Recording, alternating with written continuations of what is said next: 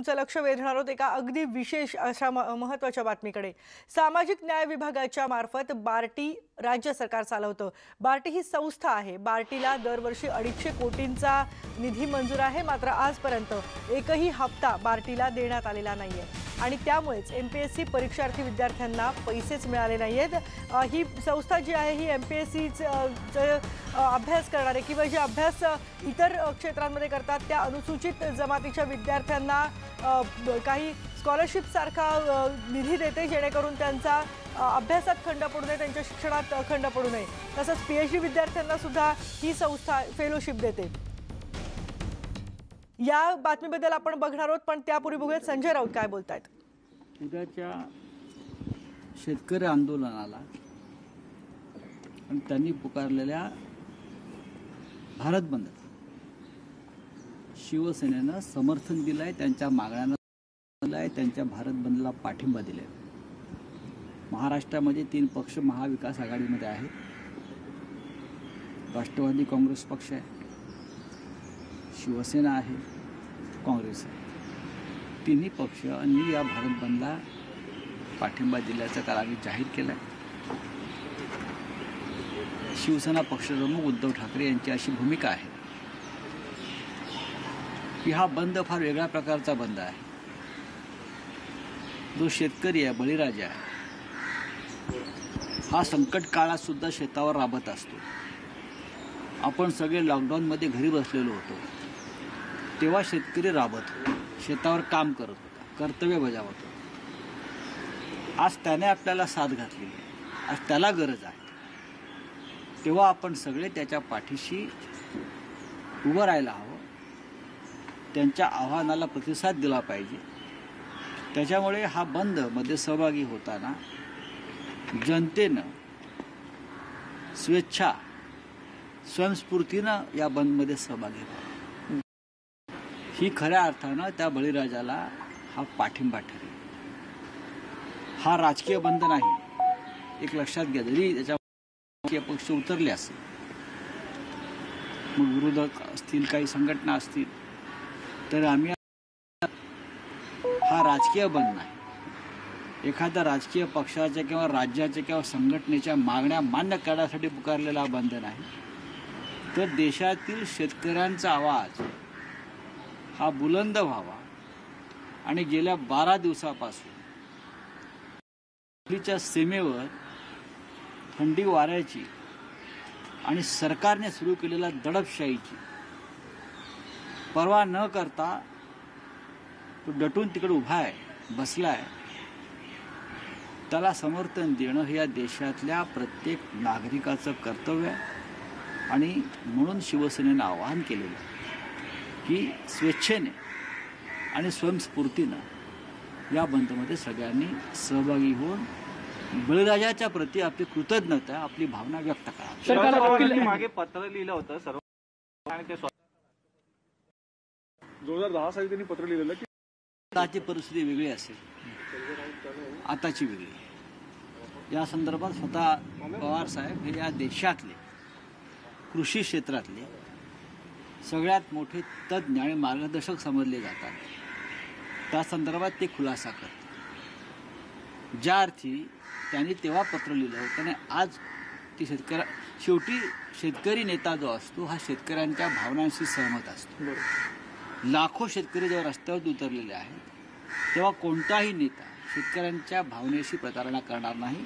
त्या दृष्टीनं माननीय शरद पवार यांच्या भूमिकेकडे पाहिला आहे। सर, काल अकाली दलाचे काल खासदार आले होते आणि त्यांनी बाहेरून म्हटलं की आम्ही उद्धव ठाकरेंना विनंती केली की दिल्लीत या संदर्भातल्या बैठकीला यावे। उद्धव ठाकरे जाणार का? असं आहे की देशभरामध्ये अकाली दलाचे नेते, हा निर्णय फक्त अकाली दल घेऊ शकत नाही। आता हा विषय देशव्यापी झाला। आम्ही सगळे इतर सुद्धा देशातल्या प्रमुख पक्षांशी, नेत्यांशी चर्चा करतो आहोत।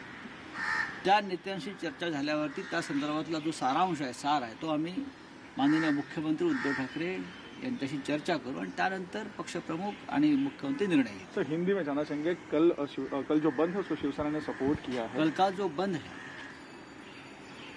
और किसानों की जो पूरी मांगे हैं, उनका समर्थन तो शिवसेना करेगी।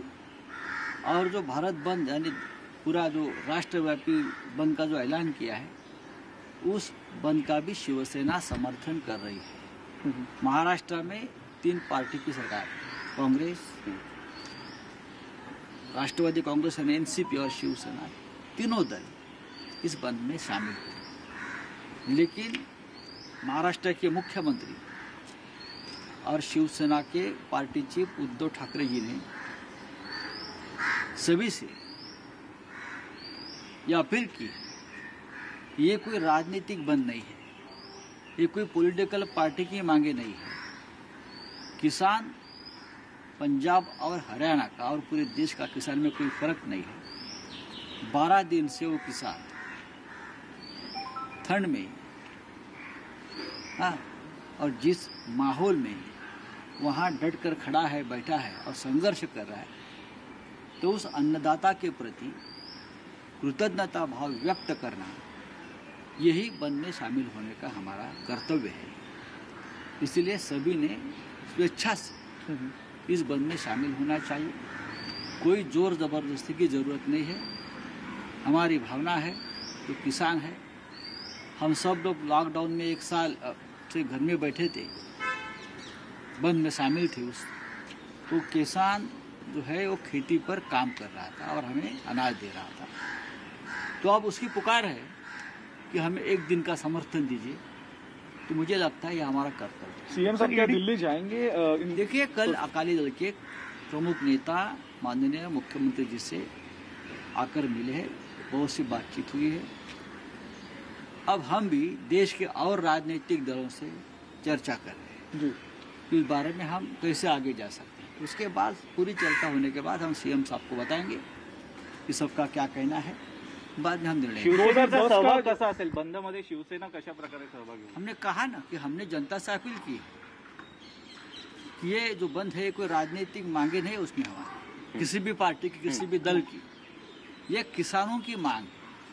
अगर किसान काम नहीं करेगा तो हम भूखे रहेंगे। इसलिए हमारा एक कर्तव्य बनता है कि हम अपने दिल से, अपने मन से इस बंद में शामिल हों। सर 2010 का एक जो खत है शरद पवार का, जो सब सीएम्स को उन्होंने लिखा था इस फार्म लॉ को सपोर्ट करने के लिए, वो फिलहाल घूम रहा है। ये इस प्रकार के लेटर्स, पुराने खत कौन निकालता है खनन करने के लिए और कौन राजनीति करता है, हमें मालूम है। 2010 की बात अलग थी, आज हम 2020 में 10 साल में बहुत पानी पुल के नीचे से बह गया है। माननीय शरद पवार जी इस देश के कृषि, किसान और सहकारिता के बारे में सबसे जानकार नेता है। मुझे लगता है उनके ऊपर उंगली उठाना ठीक नहीं है।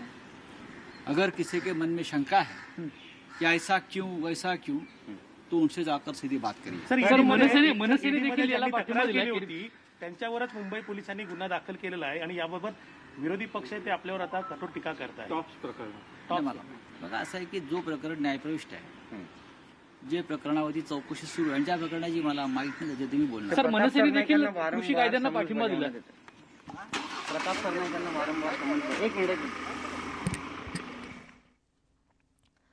आपण बघतोय संजय राऊत शिवसेनेचे खासदार आता बोलत होते आणि महत्त्वाचा मुद्दा म्हणजे शिवसेनेनं उद्याच्या भारत बंदला पाठिंबा दिलेला आहे। हा बंद कोणत्याही राजकीय पक्षाचा बंद नाहीये, त्यामुळे शिवसेना आणि किंबहुना महाविकास आघाडीचे 3ही पक्ष या बंदमध्ये सहभागी आहेत असं त्यांनी म्हटलंय। आणि त्याचबरोबर शरद पवारांचं जे पत्र आता सध्या चर्चेत आहे 2003 मधलं, ज्यामध्ये त्यांनी एपीएमसी मध्ये सुधारणा करण्याची गरज असल्याचं म्हटलं होतं, त्या पत्राबाबतही त्यांनी सारवासारव केली आहे। या पत्राचं उत्तर स्वतः पवारच देतील। या काही वर्षांमध्ये पुलाखालून खूप पाणी गेले, अशी सारवासारव त्यांनी केली आहे।